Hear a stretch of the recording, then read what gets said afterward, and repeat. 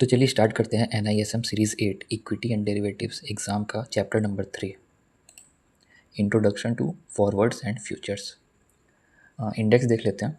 सबसे पहले इसमें पढ़ना है meaning of forward and futures contracts, फिर टर्मिनोलॉजी देखना है फ्यूचर कॉन्ट्रैक्ट्स के रिलेटेड, फिर पे ऑफ चार्ट देखना है फ्यूचर कॉन्ट्रैक्ट्स के, फिर प्राइसिंग कैसे करते हैं, और फिर एप्लीकेशन देखना है फ्यूचर्स कॉन्ट्रैक्ट का। ये टोटल 10 चैप्टर्स हैं इस एग्ज़ाम के लिए। उसमें सबसे आसान चैप्टर ही है, ज़्यादा कुछ नहीं है, बस डेफिनेशन वगैरह है। और आपने अगर बेसिक स्टॉक मार्केट में काम किया होगा तो ज़्यादातर आपको डेफिनेशंस पता भी होंगे, पर फिर भी एक बार हम देख लेंगे, ठीक है। तो चलिए स्टार्ट करते हैं। सबसे पहले पढ़ना है हमें फॉरवर्ड कॉन्ट्रैक्ट। तो फॉरवर्ड कॉन्ट्रैक्ट एक ऐसा कॉन्ट्रैक्ट होता है जिसमें दो पार्टीज़ एक एसेट को फ्यूचर में एक फिक्स प्राइस पर बाय या सेल करने को एग्री करते हैं, ठीक है। हाँ, ऐसा कॉन्ट्रैक्ट जिसमें दो पार्टीज़ में से एक बायर और दूसरा सेलर, ठीक है, किसी भी एक एसेट को, कुछ भी हो सकता है, ठीक है, फ्यूचर में एक फिक्स प्राइस पर बाई या सेल करने को एग्री करते हैं, ठीक है। ठीक है, सिंपल डेफिनेशन है। मैं ये थोड़ा हिंदी में करवा रहा हूँ क्योंकि उस तरह से याद करने या फिर समझने में ज़्यादा आसानी होती है, ठीक है। और ये थोड़ा वो व्हाट्सएप या इंस्टा पे जैसे मैसेज करते हैं ना, उस लैंग्वेज में, प्रॉपर हिंदी भी नहीं है, ये टेक्सटिंग लैंग्वेज है क्योंकि आजकल ये ज़्यादा यूज़ हो रहे हैं, तो हम रिलेट कर पाएंगे जल्दी जल्दी और दिमाग में बैठेगा। मोस्टली डेफिनेशंस वगैरह उतने तो काम नहीं आएंगे, लेकिन फिर भी अगर एग्ज़ाम पास करना है तो वो सब तो देखने ही पड़ेंगे और ये सब की भी ज़रूरत पड़ेगी, तो कोशिश करेंगे कि थोड़ा आसान भाषा में समझने का, ठीक है। एग्ज़ाम्पल देखते हैं, ठीक है। मान लीजिए गोल्ड का प्राइस है 60,000 पर 10 ग्राम, ठीक है। और आपने ये डिसाइड किया कि आपने मतलब कि आपका कोई दोस्त है, उससे ख़रीदना है आपको, तो आपने उसे बोल दिया कि ठीक है मैं 2 महीने बाद लूँगा इसे, ठीक है। और अभी क्या भाव चल रहा है, 60,000, ठीक है। तो 2 महीने बाद अभी के भाव पे आप लेने वाले हो अपने दोस्त से, ठीक है। यानी 2 महीने बाद का टाइम फिक्स हो गया, अभी का प्राइस फिक्स हो गया, ठीक है। और दोस्त ने बोला ठीक है मैं तुम्हें दे दूँगा। अब 2 महीने बाद प्राइस या फिर 60,000 रहे, या फिर 65,000 रहे, या फिर 55,000 रहे, ठीक है। फिक्स हो गया मतलब फिक्स हो गया। अब 2 महीने बाद आपको 60,000 रुपये मिलने वाला है, ठीक है। तो 2 महीने बाद अगर प्राइस बढ़कर 65,000 हो जाए या घटकर 55,000 हो जाए, आपको मिलेगा 60,000 पर 10 ग्राम पर ही, ठीक है। ये होता है फॉरवर्ड कॉन्ट्रैक्ट, ठीक है। बहुत सिंपल है, एग्जांपल भी सिंपल है, ठीक है।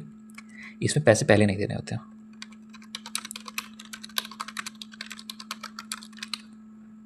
यूजुअली डिलीवरी के टाइम पर डिलीवरी कैश में सेटलमेंट होती है,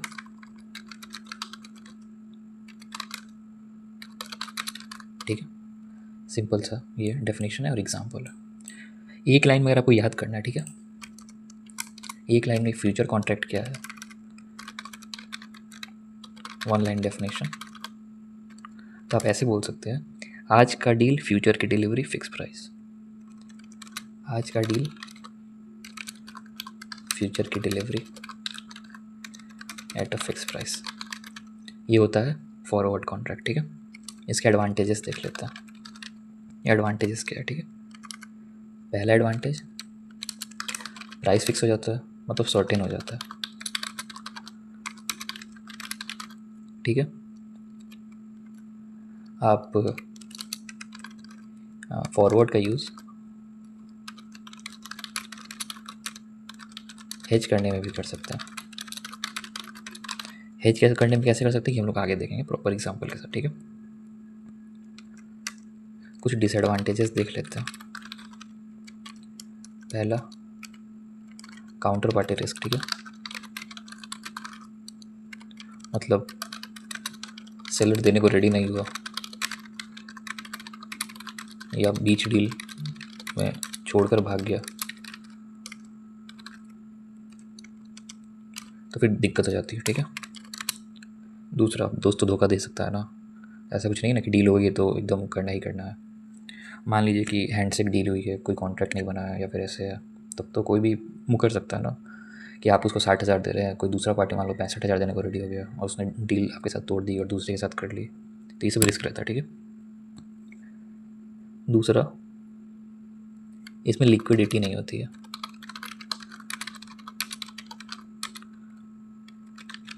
ठीक है। लिक्विडिटी बहुत कम रहती है, नहीं रहती। और तीसरा, ये एक्सचेंज के थ्रू नहीं होता,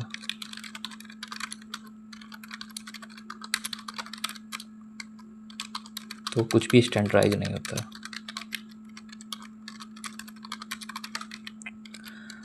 मतलब इसमें रिस्क ही रिस्क है, ठीक है। कुछ स्टैंडर्ड नहीं रहेगा, कोई प्रॉपर रेगुलेशन वगैरह नहीं है, तो कुछ भी हो सकता है, ठीक है।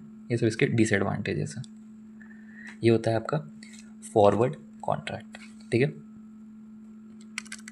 अब बात करते हैं फ्यूचर कॉन्ट्रैक्ट की, ठीक है। अगर सिंपल में समझना है तो कोई भी फॉरवर्ड कॉन्ट्रैक्ट, मैंने पहले डेफिनेशन बताया हुआ है, अगर स्टैंडर्डाइज कर दो,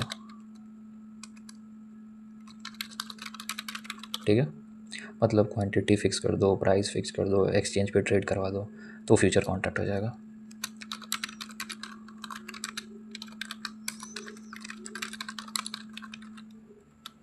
मतलब प्राइस फिक्स नहीं होता, प्राइस के अलावा सब कुछ फिक्स हो जाएगा, ऑलरेडी पहले से रहेगा, बस आपको बाई सेल करना है प्राइस के अलावा, क्योंकि प्राइस तो आप ही डिसाइड करोगे ना।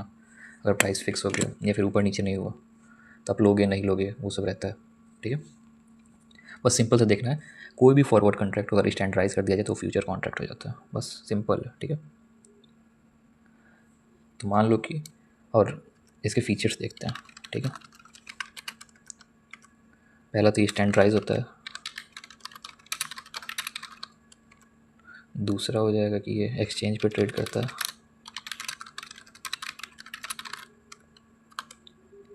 तीसरा हो गया कि कोई काउंटर पार्टी रिस्क नहीं रहता, ठीक है, कि कोई भाग जाएगा, ये हो जाएगा, वो हो जाएगा, इससे कोई रिस्क ही नहीं है, ठीक है। इसमें लेकिन अगर डील्स करना है तो स्टार्टिंग में आपको थोड़ा सा मार्जिन देना पड़ता है, ठीक है। अप फ्रंट मार्जिन बोलते हैं उसको, पूरा नहीं, अप फ्रंट मार्जिन, एक तरह से डाउन पेमेंट या डाउन पेमेंट कह लो,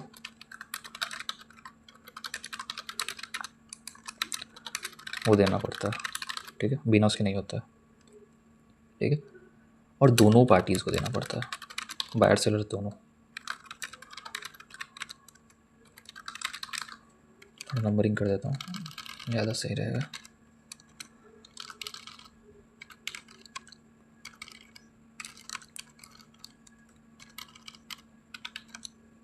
ठीक है।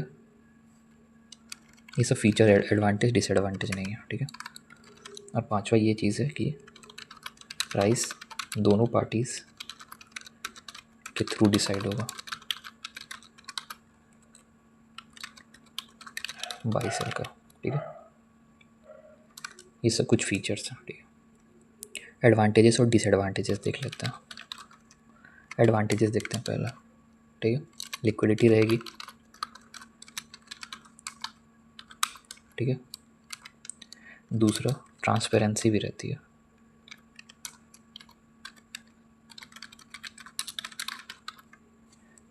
ठीक है। ट्रांसपेरेंसी रहेगी मतलब कि घपला या घोटाला करने का वो थोड़ा कम रहता है चांसेस।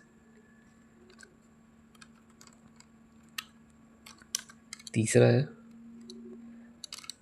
हेजिंग के काम आएगा, स्पेकुलेशन के भी काम आएगा। अब ये सब लिक्विडिटी, हेजिंग, स्पेकुलेशन, ये डेफिनेशन मैंने पहले बता दिए हुआ, ऑलरेडी बहुत लंबा चैप्टर है, इसलिए चैप्टर 2 में जाके थोड़ा सा देख लेना तो आसान रहेगा, थोड़ा टाइम सेव होगा। डिसएडवांटेजेस, ठीक है, लॉस का रिस्क रहता है, ठीक है, रिस्क ऑफ लॉस, ठीक है। एक लिमिटेड मैच्योरिटी पीरियड रहती है, ठीक है, क्योंकि जनरली तो 3 महीने का ही रहता है, ज़्यादा से ज़्यादा 3 महीने का एक फ्यूचर कॉन्ट्रैक्ट रहता है, ठीक है, पीरियड, ठीक है। कोई फ्लेक्सिबिलिटी नहीं है, ठीक है, आप कुछ चूज़ नहीं कर सकते प्राइस के अलावा, मीन्स प्राइस के अलावा आप कुछ चूज़ नहीं कर सकते। ठीक है, सिंपल है, यहाँ तक समझ में आ रहा है? ठीक है, अब कुछ टर्मिनोलॉजी है जो हम देखेंगे। ठीक है, जो हमें ये पढ़ना था, जैसे फर्स्ट वाला हो गया meaning of forward and future contract, सब टर्मिनोलॉजी है, वो देख लेते हैं। ठीक है,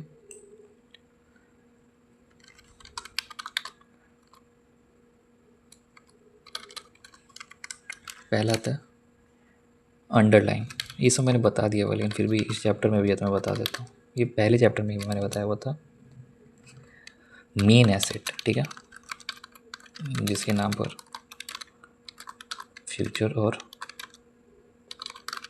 ऑप्शन होते हैं। एग्जाम्पल देखो, निफ्टी 50 अंडरलाइंग है। ठीक है, निफ्टी अभी कौन सा महीना चल रहा है, जून फ्यूचर, ये फ्यूचर कॉन्ट्रैक्ट हो गया। और निफ्टी 25,000 सी डेरिवेटिव ऑप्शन हो गया। ठीक है, दूसरा अंडरलाइंग प्राइस, ये सब का डेफिनेशन बताने की ज़रूरत है, लेकिन अब दिया हुआ तो बता दे रहा हूँ। किसी भी अंडरलाइंग का प्राइस अंडरलाइंग प्राइस हो गया, कोई मतलब ही नहीं है यार ये सब बोलने का। किसी भी अंडरलाइंग का प्राइस, अंडरलाइंग बता ही दिया है, मेन एसेट जिसके नाम पे फ्यूचर और ऑप्शन रहता है। ठीक है, जैसे निफ्टी 50 की एग्जांपल दे देता हूँ। निफ्टी 50 इसका प्राइस अभी चल रहा है मान लो 25,000, तो ये अंडरलाइंग प्राइस हो जाएगी। ठीक है, स्पॉट की वैल्यू, कॉन्ट्रैक्ट मल्टीप्लायर। ठीक है, या फिर इसको कॉन्ट्रैक्ट साइज भी बोलते हैं।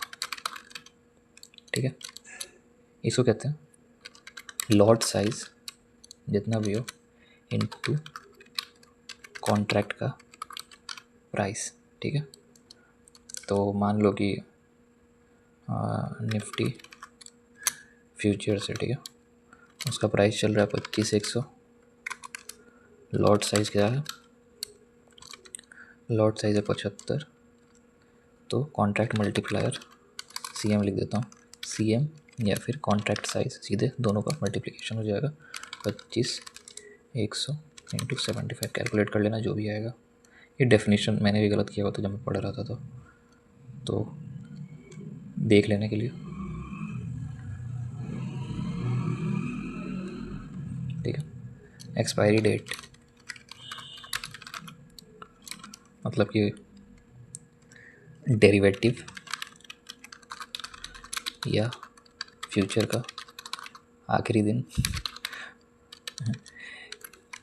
इसके बाद उनका अस्तित्व ख़त्म। ठीक है, वो एक्सपायरी डेट हो जाता है। जैसे निफ्टी जून का एक्सपायरी होगा last Thursday of June month. ठीक है, तो एक्सपायरी डेट हो गया। ये सब बताने की ज़रूरत नहीं है ना, लेकिन ठीक है। टिक साइज, जो जिन्होंने कहीं मार्केट में ट्रेड नहीं किया उनके लिए थोड़ा आसान रहेगा। ठीक है, minimum movement of a price. ठीक है, एक प्राइस मिनिमम कितना मूव कर सकता है। ठीक है, जैसे निफ्टी फ्यूचर मिनिमम 5 पैसे मूव करेगा, उससे कम नहीं करेगा। ठीक है, मतलब कि 1 पैसे 2 पैसे नहीं करेगा, 5 पैसे मिनिमम ये मूव करेगा। ठीक है, उससे ज़्यादा कर सकता है, उससे कम नहीं करेगा।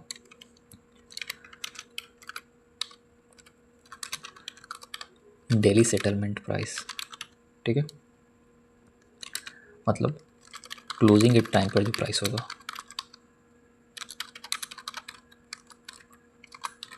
क्लोजिंग के टाइम जो प्राइस होता है ना, वो होता है डेली सेटलमेंट प्राइस। मीन्स 3:30 के बाद जो प्राइस दिखाएगा वो सेटलमेंट प्राइस हो जाएगा हर दिन का। ठीक है, फ्यूचर्स में ये लास्ट 30 मिनट का वेटेड एवरेज होता है। ठीक है, WEIGHT वेटेड एवरेज होगा, सिंपल है। और ये शायद पूछ सकता है कि फ्यूचर का क्या होता है, क्योंकि हम लोग जनरली देखते हैं कि जिस प्राइस पे क्लोज होता है 3:30 पर, तो 3:40 या 45 पे प्राइस चेंज हो जाता है। ठीक है, तो वो क्यों चेंज हो जाता है? क्योंकि लास्ट के 30 मिनट का जो एवरेज प्राइस होता है वो हम लेते हैं, ठीक है, ना कि 3:30 पे किस प्राइस पे क्लोज हुआ है वो लेते हैं, वो नहीं लेंगे। लास्ट के 30 मिनट का एवरेज लेंगे, वेटेड एवरेज, इसलिए प्राइस चेंज हो जाता है 3:30 के बाद, 5-10 मिनट के बाद, ठीक है।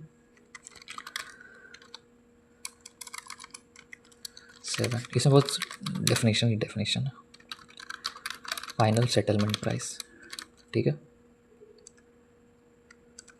जो मंथ एंड एक्सपायरी रहती है, जो क्लोजिंग प्राइस होगी मंथ एंड एक्सपायरी पर, जो क्लोजिंग प्राइस होगी उसको कहते हैं फाइनल सेटलमेंट प्राइस, ठीक है। ट्रेडिंग आवर्स,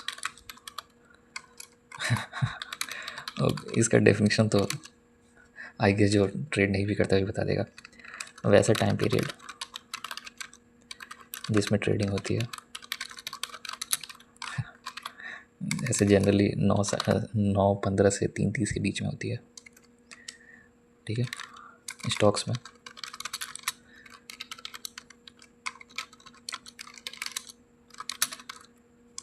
तीन 30 तक ट्रेडिंग होती है इंडियन मार्केट में। नहीं तो कोई बोल देगा कि अमेरिकन मार्केट में तो रात में होती है। इंडियन मार्केट मेंशन करना ज़रूरी था, और स्टॉक मेंशन करना ज़रूरी था, नहीं तो कोई कहेगा क्रूड ऑयल में तो रात के 11 बजे तक ट्रेडिंग होती है। पूछने वाले कुछ भी पूछ सकते हैं, ठीक है। एक बेसिस होता है, ठीक है, ये भी बहुत सिंपल है, spot price minus future price, ये हो जाता है बेसिस, ठीक है। ये पॉजिटिव भी हो जाएगा, नेगेटिव भी होगा, ये ज़ीरो हो सकता है क्या, सोचो, ऑफ कोर्स जीरो भी होगा, एक्सपायरी पर ज़ीरो होगा, क्योंकि एक्सपायरी पर फ्यूचर और स्पॉट का प्राइस सेम हो जाता है, क्योंकि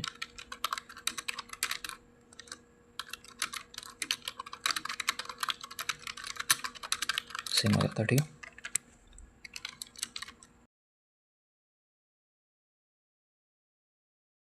हैं कॉस्ट ऑफ कैरी की, ठीक है।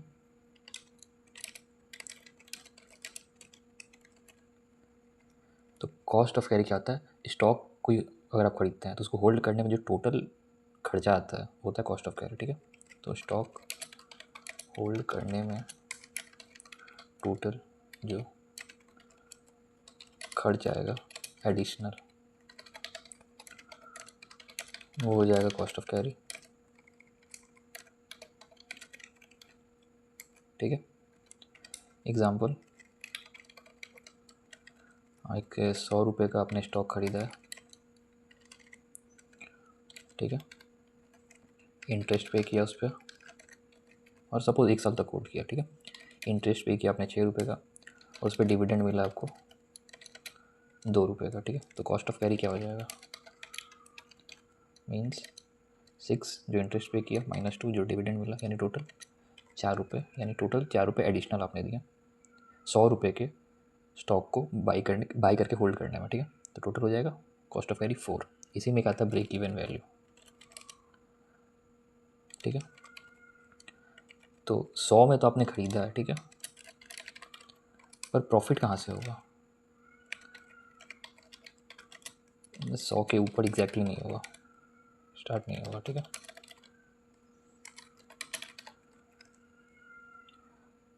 प्रॉफिट आपका तब स्टार्ट होगा जब आप एक्चुअल वैल्यू और कॉस्ट ऑफ कैरी को ऐड करेंगे, और जो वैल्यू आएगा उसको क्रॉस करने में, यानी 100 + 4 = 104, यानी 104 को जब क्रॉस करेगा तब आप प्रॉफिट पे आओगे, तो ब्रेक इवन वैल्यू हो जाएगी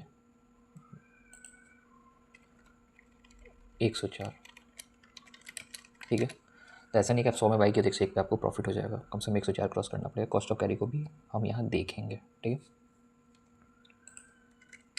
अब आता है मार्जिन अकाउंट, ठीक है। तो वैसा अकाउंट जहाँ थोड़ा मार्जिन देकर ज़्यादा का माल उठा सकते हैं। ज़्यादा का माल मीन्स ज़्यादा वैल्यू के स्टॉक्स, वैल्यू ज़्यादा वैल्यूज़ के स्टॉक्स वगैरह, ठीक है। इनिशियल मार्जिन ठीक है। इनिशियली जो मार्जिन पे करना होता है वो तो इनिशियल मार्जिन एक तरह से डाउन पेमेंट हो गया, ठीक है। एक तरह से स्टार्टिंग का डाउन पेमेंट, ठीक है।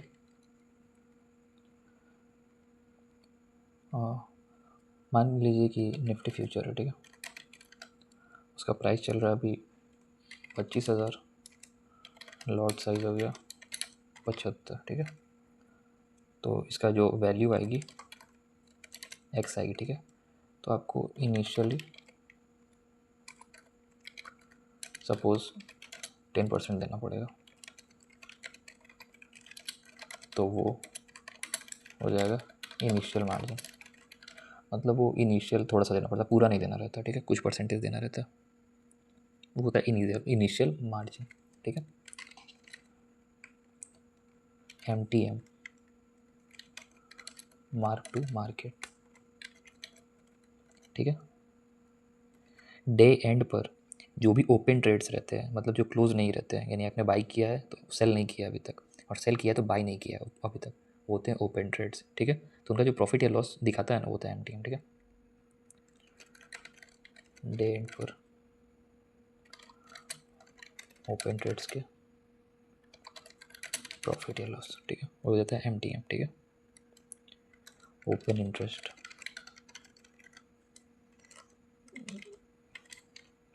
ये ओपन इंटरेस्ट वगैरह का थोड़ा इंपॉर्टेंट होता है, क्योंकि अगर आप ऑप्शन चेन देख रहे हैं तो उसमें ये टर्म यूज़ होता है। ओपन इंटरेस्ट क्या होता है?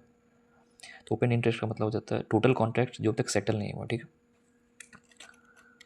टोटल कॉन्ट्रैक्ट्स जो अभी तक सेटल नहीं हुआ, ठीक है। मान लो अगर कुछ बाई किया है तो अभी तक सेल नहीं किया है, कुछ सेल किया तो अभी तक बाई नहीं किया है, तो सब होते हैं ओपन इंटरेस्ट, ठीक है। तो मान लो कि एग्जांपल देखते हैं, ये 10 कॉन्ट्रैक्ट्स बाई है और 10 सेल है, ठीक है। तो ओपन इंटरेस्ट क्या होगा? दोनों का सम होगा, कोई एक बाई होगा या फिर सेल होगा। तो आइदर एक ही लेते हैं, ठीक है, या तो बाई या तो सेल, ठीक है। दोनों का सम नहीं लेते हैं, ठीक है। तो यानी कोई एक बाई या सेल वैल्यू, नॉट सम, ठीक है। और जब तक क्लोज नहीं होगा, मान लो कि डे 1 पर 10 बाई कॉन्ट्रैक्ट्स हैं,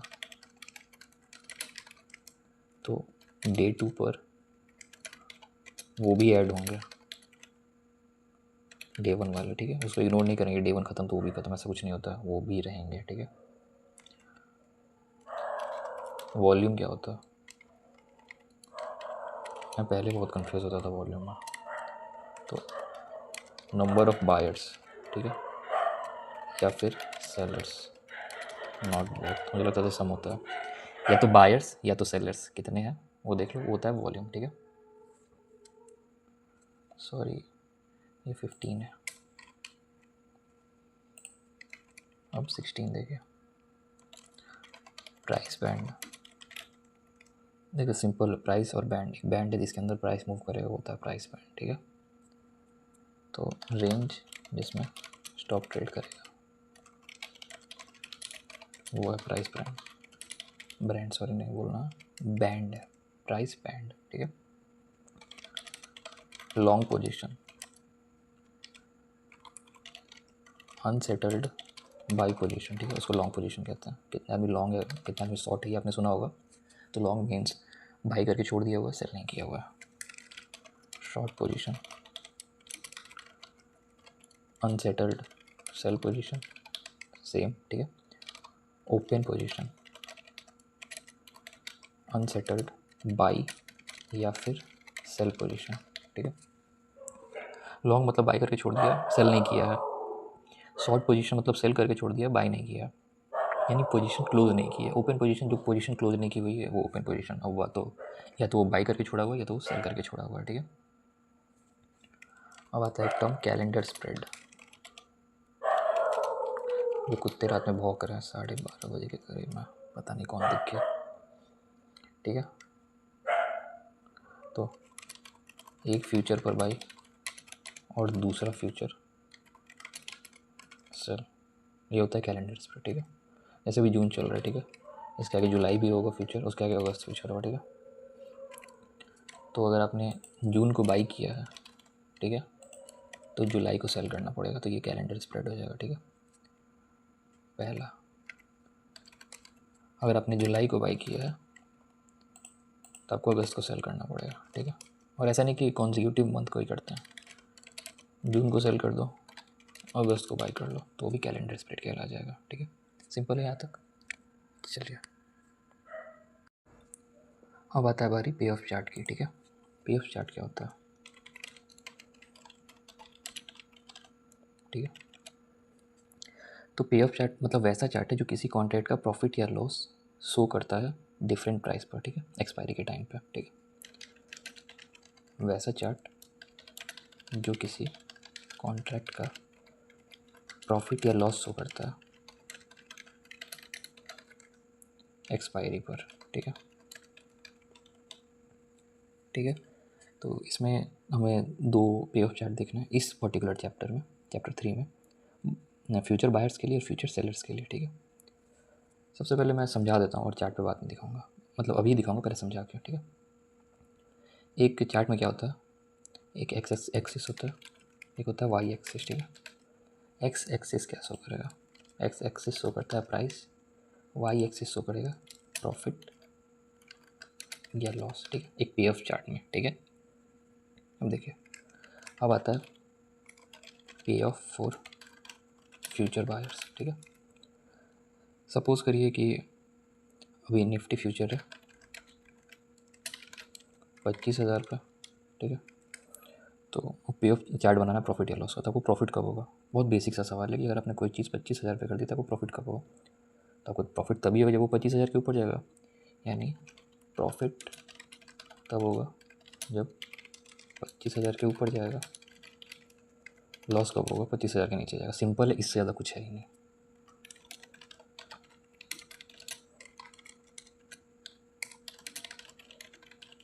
ठीक है। 25,000 के ऊपर मतलब आपके जिस प्राइस पे खरीदा है उसके ऊपर गया प्राइस तो वो हो जाएगा प्रॉफिट, अगर उसके नीचे गया तो हो जाएगा लॉस, ठीक है। अगर सिंपल फार्मूला देखना है पे ऑफ का तो वो होता है spot price at expiry minus future buy price. अब कोई ऐसा ना सोचे कि स्पॉट और फ्यूचर तो एक ही हो जाता है एक्सपायरी पर। तो स्पॉट प्राइस को एक्सपायरी पे लेना है और फ्यूचर प्राइस जो आपने एक्सपायरी से पहले बाई किया उस टाइम पे क्या था, मतलब कितने प्राइस से बाई किया वो होता है, ठीक है। सेम चीज़ हो जाएगा पे ऑफ फॉर सेलर्स, ठीक है। 25,000 निफ्टी है और आपने फ्यूचर को सेल कर दिया तो आपको प्रॉफिट कब होगा, जब 25,000 से नीचे आएगा तब, और लॉस कब होगा जब 25,000 के ऊपर जाएगा तो, ठीक है। 25,000 के नीचे आने पर प्रॉफिट होगा,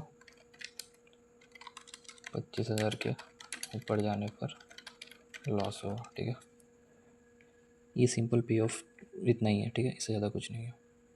इसको चार्ट पे देखते हैं, ठीक है। ये ऑप्स्ट्राइक वेबसाइट है, ठीक है। ये इसमें आप लॉगिन करके वेबसाइट पे आ जाएंगे, ऑप्स्ट्रा सर्च मारना, पहले लिंक पे क्लिक करना, ये आ जाएगा, ठीक है। बिल्डर पे आइए, ठीक है। ऐसे बहुत कुछ दिखाएगा। ये निफ्टी है, यहाँ से निफ्टी सेलेक्ट करना है, ऑलरेडी सेलेक्टेड ही है। ये फ्यूचर यहाँ से सेलेक्ट कर लेना है और ये जून मंथ का, ठीक है। ये बाई करते हैं, ठीक है, बाई करते हैं और ऐड पोजीशन करते हैं तो ये आपको दिखा देगा, ठीक है। अभी करंट प्राइस ये जो सेंटर दिखा रहा है वो करंट प्राइस है, ठीक है। इसके आगे गया तो प्रॉफिट यानी ग्रीन, इसके नीचे गया तो लॉस, ठीक है। एक स्ट्रेट लाइन है जो सेंटर से पास हो रहा है 0 से, बहुत वो नहीं है, ठीक है। तो ये बायर्स के लिए है, तो अगर ये बायर्स के लिए ऐसे है, आपको ये समझ में आ रहा है ना कि ये जो सेंटर लाइन है यहाँ प्रॉफिट और लॉस दिखा रहा है, ठीक है। ये जो बीच का एकदम डॉट है एक्स और वाई यहाँ मिल रहा है, यहाँ आपने खरीदा, ऊपर गए तो प्रॉफिट हो रहा है ऑब्वियसली होगा, नीचे गए तो लॉस हो रहा है ऑब्वियसली होगा, ठीक है। अब सेलर के लिए क्या हो जाएगा, सेलर के लिए जस्ट अपोजिट हो जाएगा, मतलब ऐसे डाउन साइड हो जाएगा। आइए देख लेते हैं वो भी। बाई के जगह सेल कर देते हैं, ऐड पोजीशन कर देते हैं और बाई वाली पोजीशन को हटा देते हैं, ठीक है। अब जैसे कि यहाँ पर हमने ये सेल किया, ऊपर जा रहा है तो आपको लॉस बढ़ रहा है, नीचे जा रहा है तो प्रॉफिट बढ़ रहा है, ठीक है। बस पे ऑफ चार्ट इतना ही है, सिंपल है, इससे ज़्यादा कुछ नहीं है, ठीक है। अब आता है कॉस्ट ऑफ कैरी मॉडल। ठीक है, अगर आपको कभी भी कुछ ना समझ में आए तो आप कमेंट करके हमें से पूछ सकते हैं। ठीक है, कोई दिक्कत वाली बात नहीं है। ठीक है, एग्जाम्पल से समझते हैं। ठीक है, स्पॉट प्राइस मान लीजिए, किसी स्पॉट प्राइस मतलब करंट प्राइस, वो एसेट का, स्पॉट एसेट का प्राइस होता है। ठीक है, स्पॉट प्राइस ऑफ गोल्ड मान लीजिए 6130 मान लेते हैं, और गोल्ड प्राइस हमेशा पर 10 ग्राम पे बात होती है, मैं लिख नहीं रहा हूँ पर वो समझ जाना आप। ठीक है, ठीक है, अब इसमें मान लीजिए कि कॉस्ट ऑफ कैरी ऐड कर देते हैं, मान लो 100 रुपये। ठीक है, तो स्पॉट प्राइस है 62,130 और कॉस्ट ऑफ कैरी है, मान लो कि सपोज 3 मंथ के लिए आपने कैरी किया और वो आ रहा है 100 रुपीज़। ठीक है, तो एक्सपेक्टेड वैल्यू क्या होगी?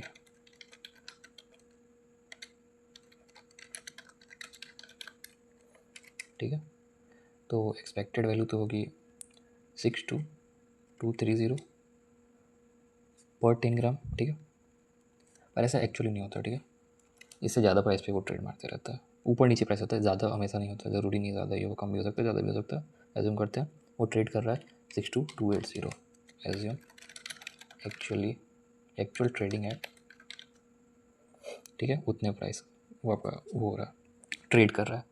तो एक्सपेक्टेड वैल्यू और एक्चुअल वैल्यू तो डिफरेंट आ गया, तो अब क्या कर सकते हैं? ठीक है, तो इसमें आप करेंगे क्या कि एक्सपेक्टेड वैल्यू जो कि कम वैल्यू है, ठीक है,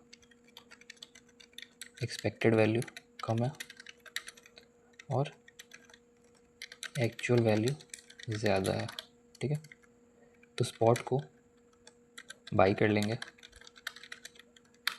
कैश में और फ्यूचर को सेल कर देंगे। ठीक है, और कौन से फ्यूचर को? 3 मंथ बाद वाले फ्यूचर को, क्योंकि 3 मंथ का हमने कॉस्ट ऑफ कैरी लिया हुआ है। ठीक है, 3 मंथ बाद वाला फ्यूचर। ठीक है, टोटल क्या हो जाएगा आपका? ये रिस्क फ्री प्रॉफिट हो जाएगा एकदम से। ठीक है, क्योंकि एक्सपेक्टेड कुछ है और वो ट्रेड कुछ और पे कर रहा है, तो वो जाके मैच करेगा। ठीक है, तो यहाँ पे आपका जो प्रॉफिट बनेगा कितना बनेगा? 662,230 माइनस 62,280, मतलब मॉड ले लेंगे।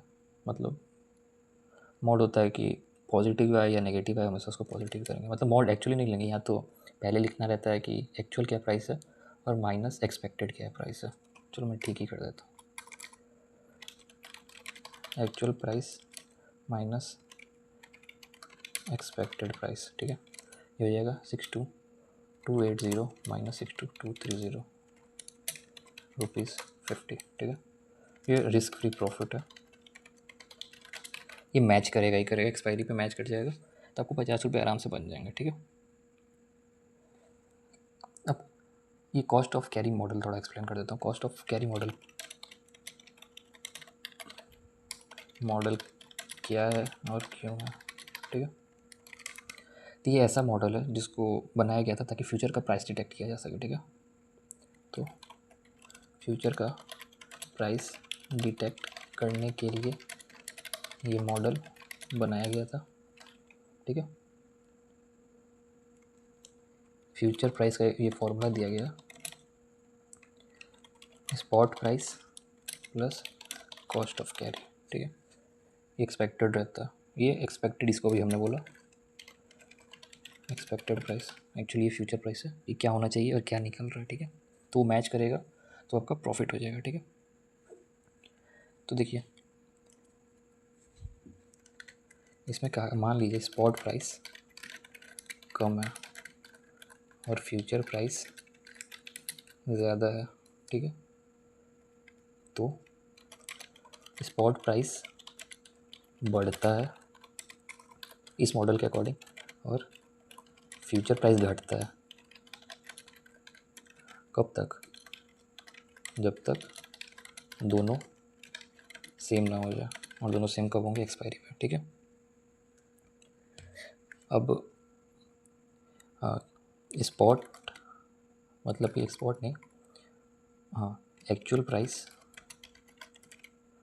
कम है और फ्यूचर प्राइस ज़्यादा, तो बाई करेंगे एक्चुअल और सेल करेंगे, सॉरी बाई करेंगे ये एक्सपेक्टेड प्राइस कम है जो हमने निकाला cost of carry plus spot price से, और फ्यूचर प्राइस जो एक्चुअली आता है। ठीक है,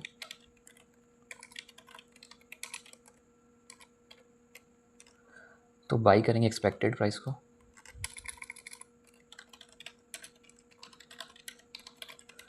और सेल करेंगे फ्यूचर प्राइस को। ठीक है, इसको कहेंगे कैश एंड कैरी आर्बिट्रेज। ठीक है, वही मान लो कि एक्चुअल प्राइस कम है और एक्सपेक्टेड प्राइस ज़्यादा हो गया, तो एक्सपेक्टेड को सेल कर देंगे और एक्चुअल प्राइस को बाई करेंगे। ठीक है,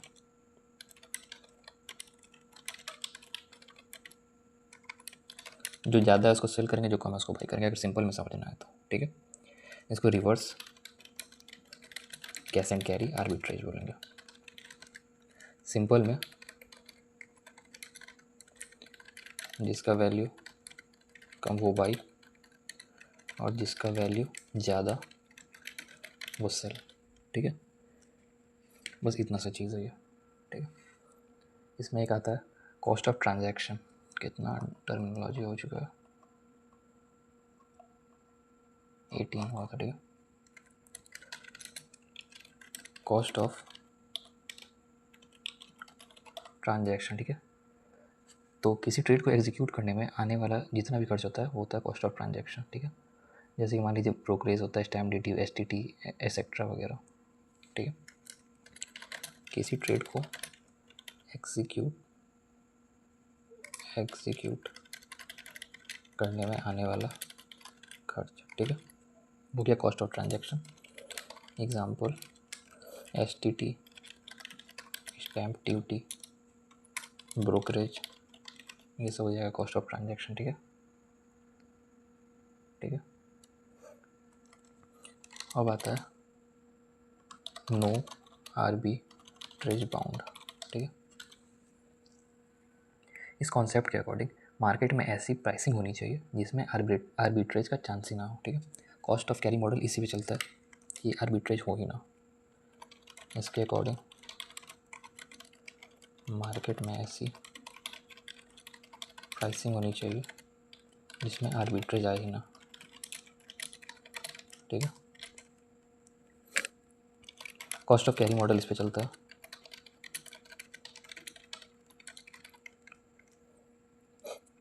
कॉस्ट ऑफ ट्रांजैक्शन जितना होगा उतना नो आर्बिट्रेज बाउंड होगा। ठीक है, बाउंड क्या होता है, एक रेंज हो जाएगा। ठीक है,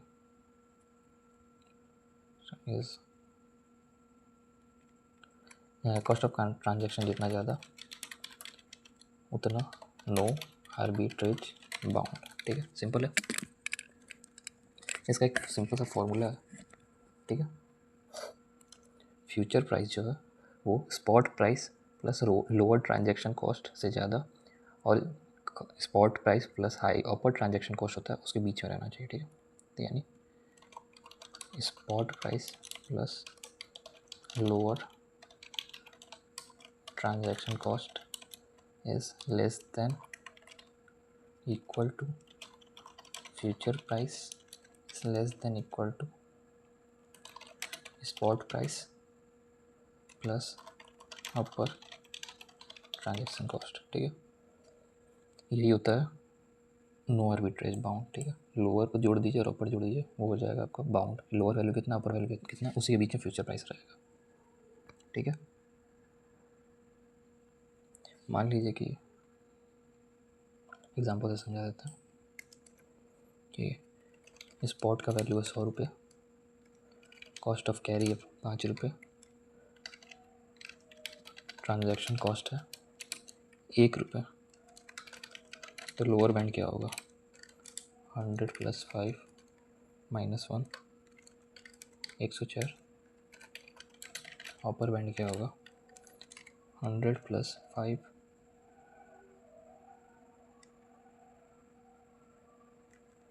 + 1, ठीक है। सॉरी, यहाँ लोअर बैंड हो जाएगा 100 + 5 - 1 104, अपर बैंड हो जाएगा 100 + 5 - 106। तो ये हो जाएगा आपका बैंड, ठीक है, कि इसके बीच में ही रहेगा, ठीक है।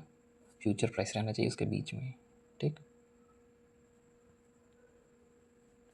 और 104 के नीचे चला जाए या 106 के ऊपर चला जाए तो आर्बिट्रेज हो जाएगा, ठीक है। फेयर प्राइस का जो वैल्यू है वो 104 से 106 के बीच में रहना चाहिए, ऊपर या नीचे के तो आर्बिट्रेज आएगा, सिंपल सा बात है, ठीक है।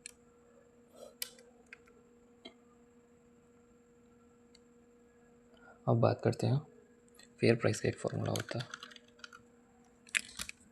ठीक है।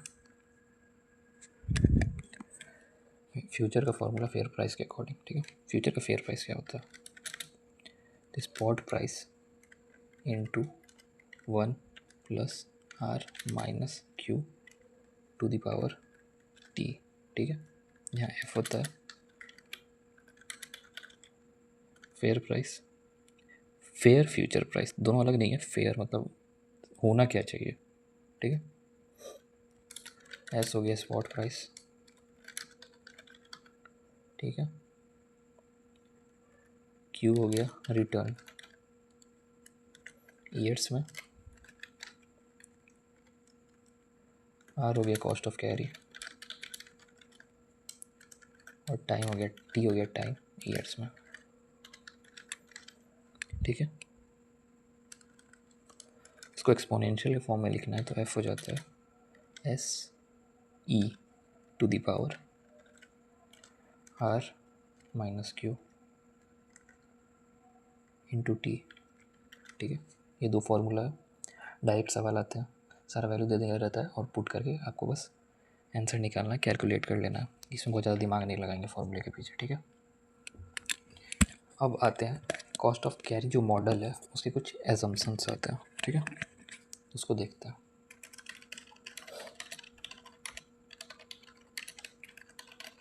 ठीक है, कॉस्ट ऑफ कैरी मॉडल के एजम्पशंस क्या है। पहला एजम्पशन है एसेट कैश मार्केट में इजीली अवेलेबल हो।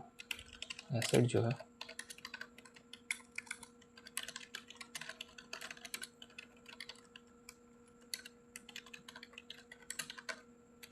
ठीक है, ये पहला एजम्पशन है। दूसरा एजम्पशन है कंटिन्यूसली डिमांड और सप्लाई हो।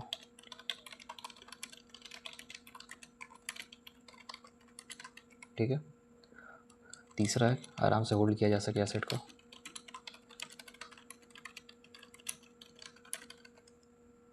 ठीक है, आराम से शॉर्ट सेलिंग हो सके।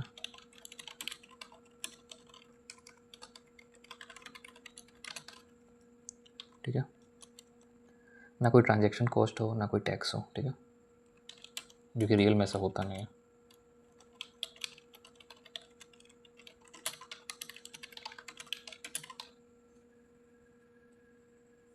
ठीक, कोई मार्जिन रिक्वायरमेंट भी ना हो। ये 6 एजम्पशंस हैं, ठीक है, जो कॉस्ट ऑफ कैरी मॉडल में यूज़ होते हैं। कॉस्ट ऑफ कैरी मॉडल ज़्यादातर फॉरवर्ड्स के लिए सूटेबल है। ठीक है, फ्यूचर्स के लिए नहीं। रीज़न आपको साफ दिख रहा होगा कि कोई ट्रांजैक्शन कॉस्ट ना हो या टैक्स ना हो, ये तो ऑब्वियसली होता है फ्यूचर्स में। कोई मार्जिन रिक्वायरमेंट ना हो, ये भी होता ही है। कॉस्ट ऑफ फॉरवर्ड्स में तो मार्जिन रिक्वायरमेंट नहीं रहता है, कोई ट्रांजैक्शन कॉस्ट या टैक्स नहीं रहता। ठीक है, ऐसा है। अब बात करते हैं कन्वीनियंस यील्ड की।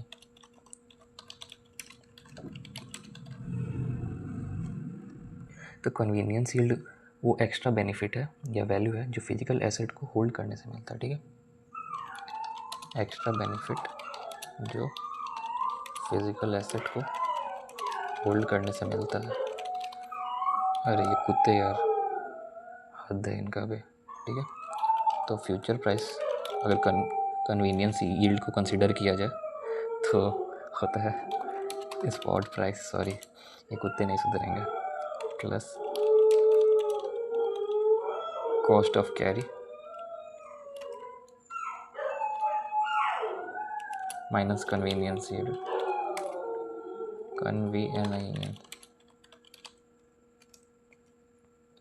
तो अब ये देख सकते हैं कि फ्यूचर प्राइस जितना बढ़ेगा कन्वीनियंस यील्ड उतना घटेगा, क्योंकि वो माइनस में है, ठीक है। तो फ्यूचर प्राइस इस जितना बढ़ेगा उतना कन्वीनियंस यील्ड घटेगा। फॉर्मूला से साफ दिख रहा है, ठीक है। ये माइनस यानी है प्लस होगा, वो गलती से आ गया होगा, ठीक है। अब हम लोग को फ्यूचर प्राइसिंग में ना दो मॉडल पढ़ना था, ठीक है। एक था कॉस्ट ऑफ कैरी मॉडल, एक है एक्सपेक्टेशन मॉडल। तो कॉस्ट ऑफ कैरी हमने देख लिया, अब एक देख लेते हैं एक्सपेक्टेशन मॉडल। मैं लिख देता हूँ यहाँ पर फ्यूचर प्राइसिंग के दो मॉडल है।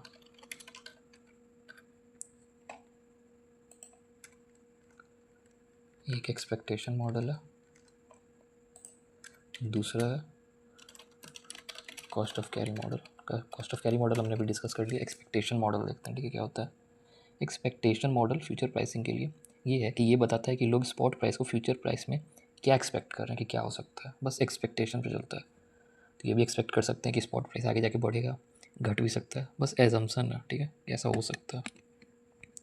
कोई कैलकुलेशन वगैरह नहीं है, उम्मीद है, और उम्मीद पे दुनिया टिकी है, और एक्चुअली में उम्मीद पे कुछ नहीं होता है।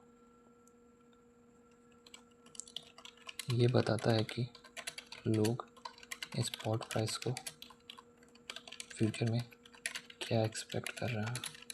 खास करके स्टॉक मार्केट में एक्सपेक्टेशन बिल्कुल काम नहीं करता, उसके अपोजिट काम किया जाता है, ठीक है। इसमें cost of carry, interest rate वगैरह का कोई रोल ही नहीं है,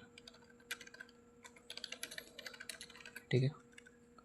घटिया मॉडल है ये, एक्यूरेसी एकदम कम है इसकी, ऑब्वियसली होगी। एक्सपेक्ट क्या घंटा एक्सपेक्ट कर रहा, ठीक है।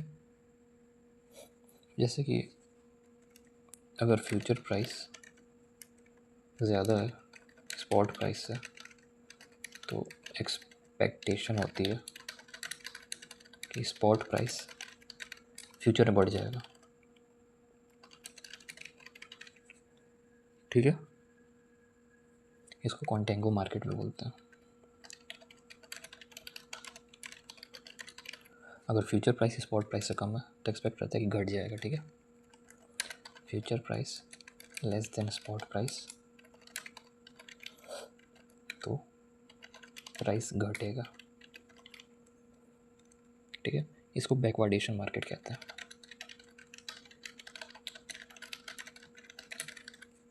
ठीक है। तो ये था एक्सपेक्टेशन मॉडल, उससे पहले था कॉस्ट ऑफ कैरी मॉडल। और ये सब इतना ही है, उससे ज़्यादा कुछ नहीं है, सब सिंपल है, बहुत ज़्यादा कुछ है ही नहीं इस चैप्टर में, ठीक है। अब पढ़ना है price discovery and convergence of cash and future prices on the expiry. एक लंबा टाइटल लंबा है, कुछ नहीं इसमें। Price discovery and convergence of cash and future market. ये तो ऑलरेडी बता ही दिया कि एक्सपायरी पर फ्यूचर और स्पॉट प्राइस सेम हो जाता है, ठीक है। ये एक्सपेक्टेशन ही के बेसिस पे ही चलता है, ठीक है। अभी जो मैंने बता दिया कि ये फ्यूचर, ये प्राइस कम है स्पॉट प्राइस से तो बढ़ेगा, स्पॉट प्राइस कम है, सॉरी स्पॉट प्राइस ज़्यादा है तो घटेगा, और एक्सपायरी पर फ्यूचर और स्पॉट प्राइस दोनों सेम हो जाते हैं। क्यों सेम हो जाते हैं बताइए। दोनों फ्यूचर और स्पॉट प्राइस सेम इसलिए हो जाते हैं क्योंकि फ्यूचर का कोई फ्यूचर टाइम बचता ही नहीं है, ठीक है। एक्सपायरी वाले दिन वो आखिरी दिन होता है, उसके आगे से कोई फ्यूचर ही नहीं होता है, तो स्पॉट बन जाता है, ठीक है। यही रीज़न है, एक्सपायरी पे दोनों सेम हो जाता है। एक्सपायरी पर फ्यूचर का कोई फ्यूचर नहीं बचता, इसलिए वो स्पॉट के इक्वल हो जाता है।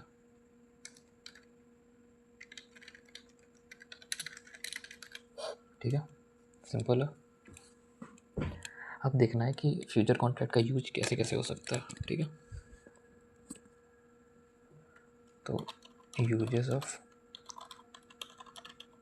Future contract. ठीक है, सबसे पहले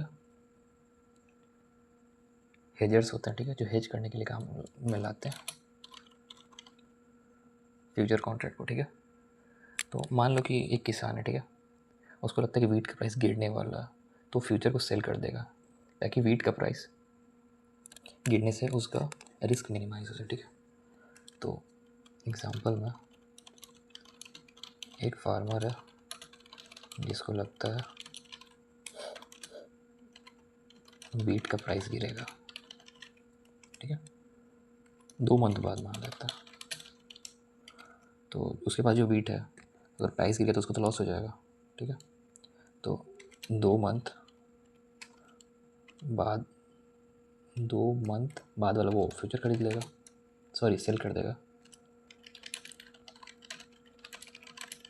ठीक है, तो अगर गिरता भी है तो फ्यूचर सेल से उसको प्रॉफिट हो जाएगा। ठीक है, जैसे मान लो कि वीट का प्राइस है 100 रुपये, ठीक है, वो गिर के 80 होने वाला है। ठीक है, 80 होने वाला है, तो 20 का लॉस हो जाएगा ना।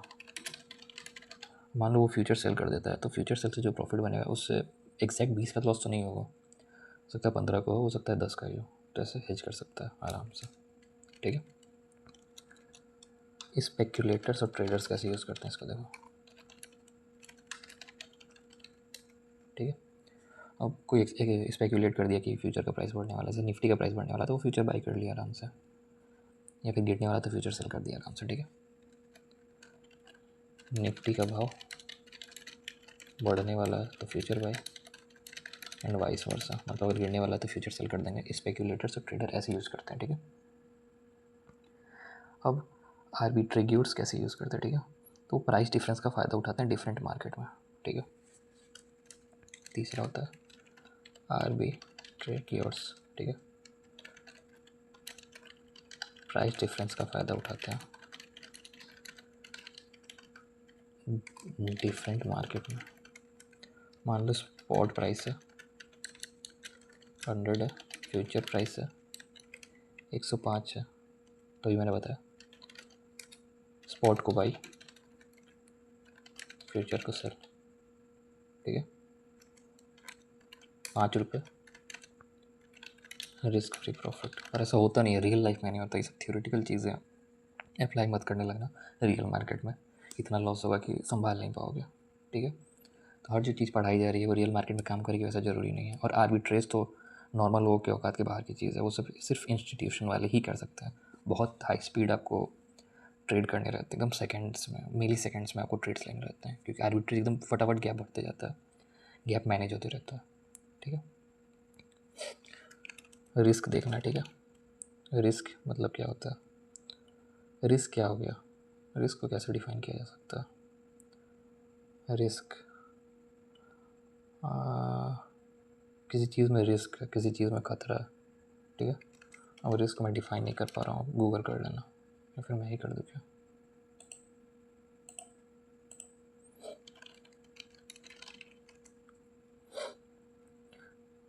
हाँ, कोई सिचुएशन है जो कि ख़राब हो सकता है, a possibility of something dangerous और अनप्लेजेंट हैपन। ठीक है, तो आप ये डेफिनेशन मान लो, हालांकि डेफिनेशन कुछ है नहीं। टाइप ऑफ रिस्क देखते हैं। ठीक है, 2 तरह के होते हैं, पहला होता है स्पेसिफिक, दूसरा होता है मार्केट।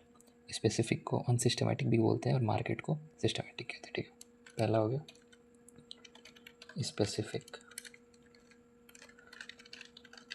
अनसिस्टमेटिक, दूसरा हो गया मार्केट सिस्टमेटिक। ठीक है, तो स्पेसिफिक मतलब क्या हो गया, स्पेसिफिक टाइप के रिस्क में सिर्फ एक कंपनी या फिर स्पेसिफिक फैक्टर इफेक्ट होता है। ठीक है, जैसे मान लीजिए किसी सीईओ ने रिज़ाइन कर दिया, कोई स्कैम आ गया, या फिर स्प्लिट आया, या फिर डिविडेंड रिलीज़ हुआ। ठीक है, तो इसमें अगर आप अपने पोर्टफोलियो में डाइवर्सिफिकेशन यूज़ करेंगे तो वो स्पेसिफिक मैनेज हो जाएगा। दूसरा रिस्क होता है मार्केट रिस्क, पूरा का पूरा स्टॉक और मार्केट सेक्टर सारा अफेक्टेड हो जाएगा, जैसे वॉर हो गया, पैंडेमिक हो गया, ऐसा करके। वो रिस्क सिर्फ हेजिंग से मैनेज होता है। ठीक है, अनसिस्टमेटिक सिर्फ पर्टिकुलर स्टॉक या सेक्टर अफेक्ट होगा, ठीक है। Reason CEO resign, scam, split, dividend, etcetera कुछ भी हो सकता है, ठीक है। मैनेज कैसे कर सकते हैं? डाइवर्सिफिकेशन, मतलब हर सेक्टर से आप स्टॉक लो, एक ही सेक्टर के सारे स्टॉक मत ले लो, ठीक है, तो आपका रिस्क मैनेज हो जाएगा। मार्केट हो गया, पूरे स्टॉक्स और पूरे सेक्टर से अफेक्टेड होंगे, ठीक है, कुछ नहीं बचेगा। रीज़न वॉर हो सकता है, पैंडेमिक हो सकता है, ठीक है। मैनेज बाई हेजिंग, सिर्फ हेजिंग करके इसको मैनेज किया जा सकता है, ठीक है, उसके अलावा ये मैनेज नहीं हो सकता है।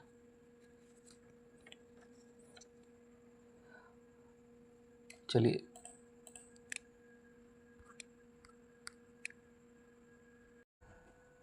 अब देखेंगे ये सिस्टमैटिक जो रिस्क होता है उससे बचने के लिए पोर्टफोलियो हेजिंग कैसे करते हैं, ठीक है। पोर्टफोलियो हेजिंग, तो इसमें सबसे पहले एक वर्ड आता है बीटा, ठीक है। तो बीटा क्या होता है? तो बीटा वो चीज़ है जो बताता है कि आपका पोर्टफोलियो या फिर कोई भी स्टॉक मार्केट से ज़्यादा वोलेटाइल है या कम वोलेटाइल है, ठीक है। सॉरी, हाँ, तो सपोज जैसे मार्केट 1% अप जाता है तो आपका स्टॉक ज़रूरी नहीं कोई 1% ही अप जाए, या तो वो हो सकता है 2-3% अप चला जाए, या फिर हो सकता है 1% अप जाए, या फिर मूवमेंट ही ना दे, ठीक है। तो मार्केट से कंपैरिजन करते हैं हम लोग कि कैसा मूवमेंट दे रहा है। तो बीटा अगर 1 होता है तो मीन्स मार्केट के बराबर मूवमेंट दे रहा है। बीटा 1 से ज़्यादा होता है मीन्स मार्केट से ज़्यादा मूवमेंट देगा, और बीटा 1 से कम होगा मीन्स मार्केट से कम मूवमेंट देगा, ठीक है। पहले डिफाइन कर लेते हैं। बीटा बताता है कि आपका स्टॉक मार्केट से ज़्यादा वोलेटाइल है या कम, ठीक है। बीटा ग्रेटर देन 1, मार्केट से ज़्यादा volatile. Beta equal to 1, market से कम volatile. Beta less than 1, sorry beta equal to 1 means market जितना वोलेटाइल।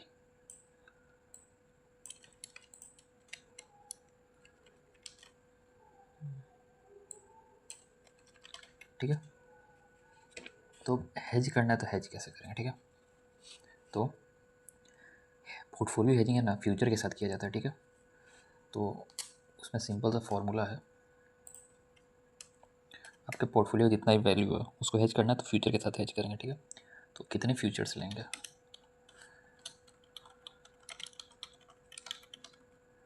तो इसका फॉर्मूला है पोर्टफोलियो का वैल्यू इनटू पोर्टफोलियो का बीटा, इसको डिवाइड करेंगे फ्यूचर कॉन्ट्रैक्ट वैल्यू से।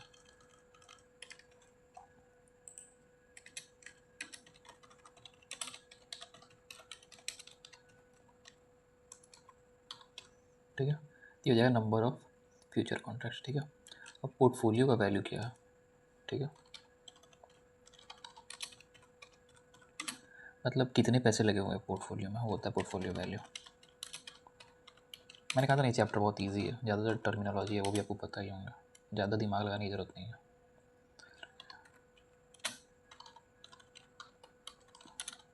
ठीक, फ्यूचर वैल्यू कैसे निकालेंगे? फ्यूचर की जो वैल्यू है फ्यूचर कॉन्ट्रैक्ट वैल्यू, तो प्राइस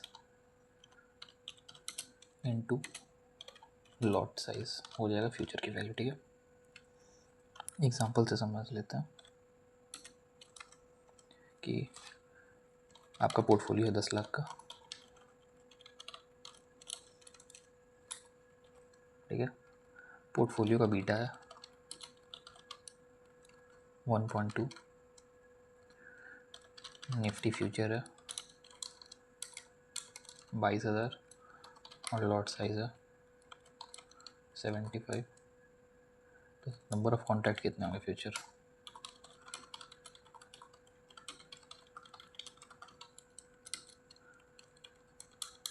10 लाख इंटू 1.2, ठीक है, डिवाइडेड बाई 22,000 इंटू 75, ठीक है। अब ऑब्वियसली वैल्यू हमेशा होल नंबर ऐसा ज़रूरी नहीं है,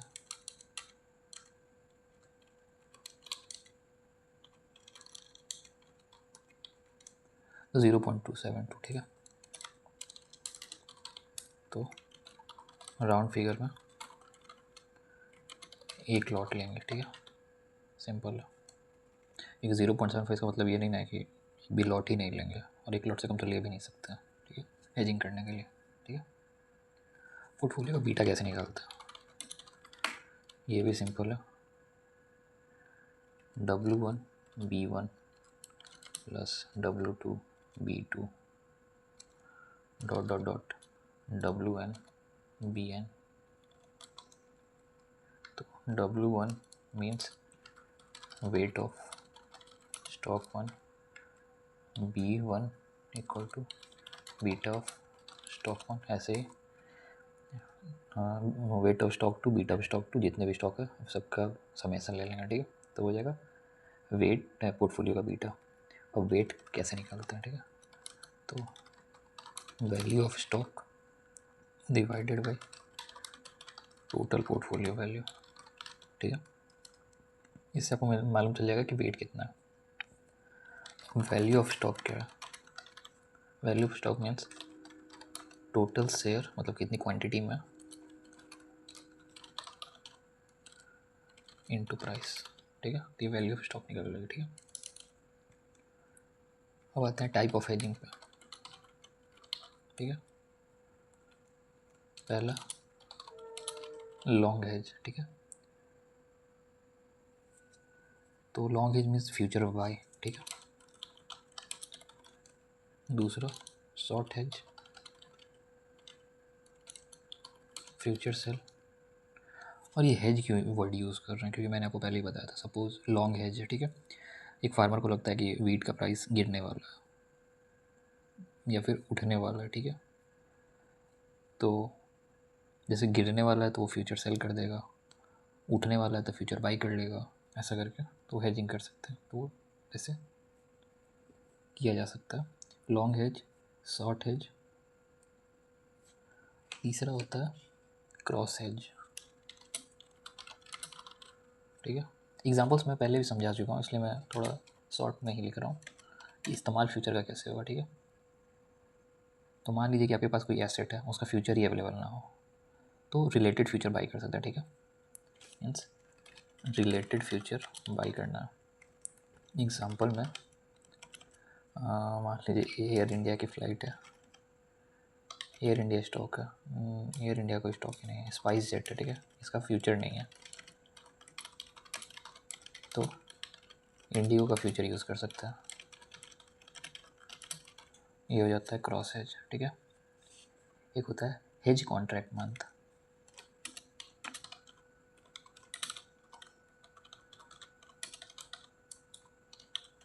ठीक है।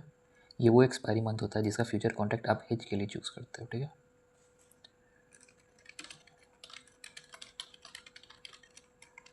जिसका फ्यूचर आप हेज के लिए चूज़ करते हो, ठीक है। एग्जांपल मान लो अगर आपको अप्रैल एंड तक पोजीशन हेज चाहिए तो अप्रैल फ्यूचर यूज़ करोगे, ठीक है, ठीक है। मान लो कि अगर आपको पोर्टफोलियो हेज करना है जून के मंथ में ही, तो जून का फ्यूचर यूज़ कर लोगे।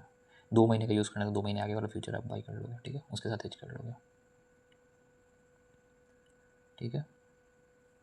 अब आर्बिट्रेज देखना है, जो कि अब मैंने ऑलरेडी बता दिया, पर टॉपिक था अलग से। 3 types of arbitrage in the future market, ठीक है। पहला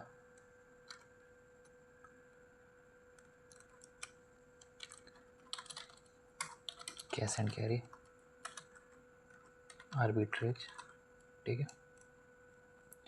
इसमें मैंने बताया था ना, जब स्पॉट का प्राइस कम हो, फ्यूचर का प्राइस ज़्यादा हो, तो स्पॉट को बाई कर लेंगे, spot less than future, spot by future cell कर देंगे, ये हो जाएगा cash and carry.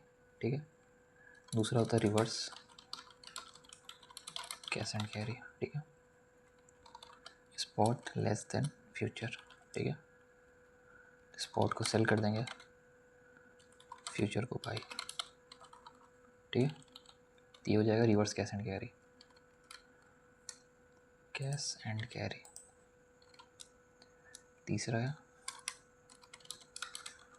Inter exchange arbitrage. ठीक है, मीन्स स्टॉक का प्राइस और फ्यूचर का प्राइस अलग एक्सचेंज, जैसे NSE और BSE पर अलग अलग हो। मतलब या तो स्टॉक मान लीजिए स्पॉट वाला प्राइस या फिर फ्यूचर वाला प्राइस। कभी कभी देखते हैं कि NSE पे अलग होता है, BSE पे अलग होता है, तो वो हो जाता है inter exchange arbitrage. Means different exchange पर डिफरेंट प्राइस। ठीक है, example Reliance price on NSE and on BSE is different, तो वो एक आर्बिट्रेज हो जाएगा। ठीक है, एक और टाइप का आर्बिट्रेज होता है, मीन्स इंटर मार्केट आर्बिट्रेज। ठीक है,